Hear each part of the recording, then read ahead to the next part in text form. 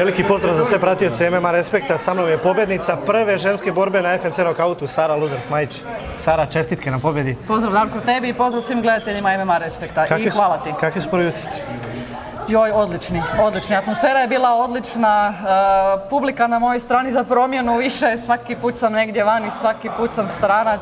Znači, predivna atmosfera i jednostavno danas sam uspjela pobijediti samu sebe u smislu da sam uspjela biti smirena i slušati kut bez da ulazim u onakve razmjene kakve inače ulazim, tako da eto ja sam prezadovoljna. Koliko ti znači ova pobjeda? Ovo je prva pobjeda za Trojan, tako?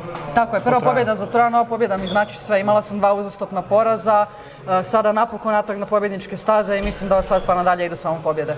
A posebno posle one posljednje borbe što si odradila, vjerojatno to ti je žal do kraja života. Ma joj, to je strašno. Znači, bolji si, pobjeđuješ i ovako pokloniš protivnici pobjedu, ali okej, naučila sam iz toga, gledaj, ja nemam amatersku karijeru, znači ja iz svakog profesionalnog meča učim, jer kad sam ja kretala, nažalost nije bilo ovih turnira kakve imaju danas, ovaj IMMAF ili kako se već zove, tako da nisam imala priliku skupljati iskustvo nigdje drugdje nego odmah u vatru i eto, učim iz borbe u borbu, hvala Bogu sada imam najbolji mogući tim iza sebe, najboljeg mogućeg taktičara kao što je Zelg i to je to.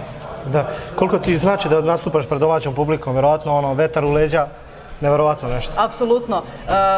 Može biti dvosjekli mač, možda na trenutke malo onako i veći pritisak jer kao toliko je ljudi u publici koje ne želiš razočarati, toliko je ljudi u publici koji su došli zbog tebe ovdje, tako da, ali eto, kada uspiješ to okrenuti u svoju korist, kada ih čuješ onako kao što sam ih čula ja i kada se nasmiješ u kavezu usred meča dok primaš udarče u glavu, to je onda to, vrijedi. Što se tiče planova za dalje, kad možda te očekujemo ponovo?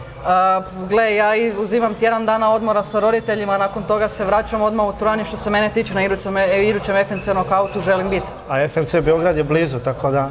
Može i to, a ne, to je malo preblizu, ajde, to je malo preblizu, ali voljela bi evo čim prije i kad god će me zvati ja ću biti spremna. Kome posvećuješ pobjedu? Pobjedu posvećujem mojem boksičkom klubu Leoni iz Zagreba. Ništa, Sara, čestitke na pobjedi, nadam se brzo ponovo vidimo. Hvala i ja isto također.